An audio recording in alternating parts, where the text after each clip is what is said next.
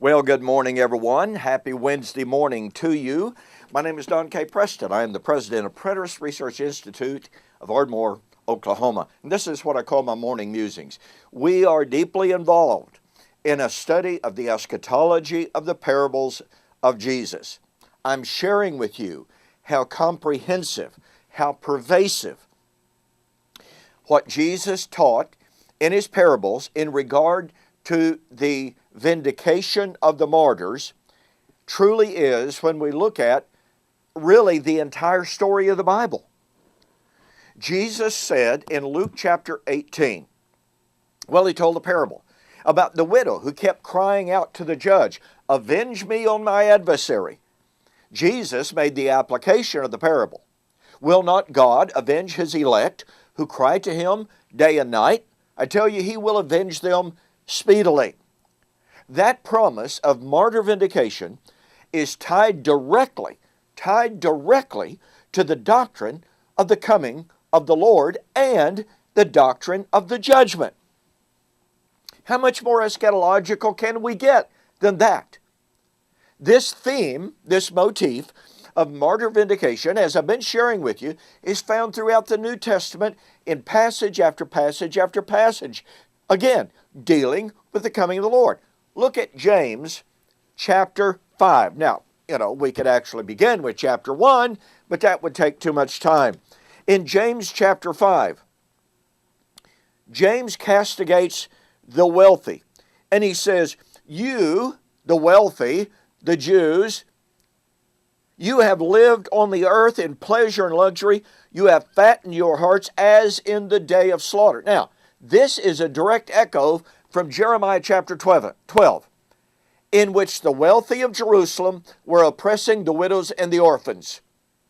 And God told them, because they were oppressing and persecuting the widows and the orphans, the day of slaughter was coming in which they, the wealthy, would be destroyed. The destruction of Jerusalem in 586 BC. And now here is James, in James chapter 5, quoting that very verse, as he writes to the Judean region, as is generally acknowledged among scholars, who are oppressing the widows, the orphans, James chapter 1, and he says, the day of slaughter is coming. And he says, you, that's the wealthy that he's addressing, you have condemned, you have murdered the just. Now there's some question here. Is it referring to Jesus, the just one, or is it you have oppressed the just plural? Well, be that as it may, there's an organic unity between Jesus and his followers. But notice this. He now turns in his writing to the oppressed, to the persecuted. And he says, therefore, anytime, as one famous preacher used to say, anytime you see the word therefore, you ought to stop and you ought to look to see what it's there for. Therefore what? The righteous were being oppressed. The poor, the widows, the orphans were being oppressed. This is persecution. So he says, therefore be patient, brethren, until the coming of the Lord. See how the farmer waits for the precious fruit of the earth, waiting patiently for it until it receives the early and the latter rain. You also be patient, establish your hearts, for the coming, Greek word parousia, of the Lord is at hand. Literally, has drawn near. Do not grumble against one another, brethren, lest you be condemned. Behold, the judge is standing right at the door. Do you catch the power of this? Here is the motif of suffering and the promise of vindication at the coming of the Lord in the day of judgment. And by the way, this is Matthew 24:32. When Jesus was asked about signs of his parousia and the end of the age, he gave signs, the fulfillment of the Great Commission, the appearance of the abomination of desolation. And he said, when you see all of these things come to pass, then know that it, his coming, is right at the door. Here is James writing in that same generation.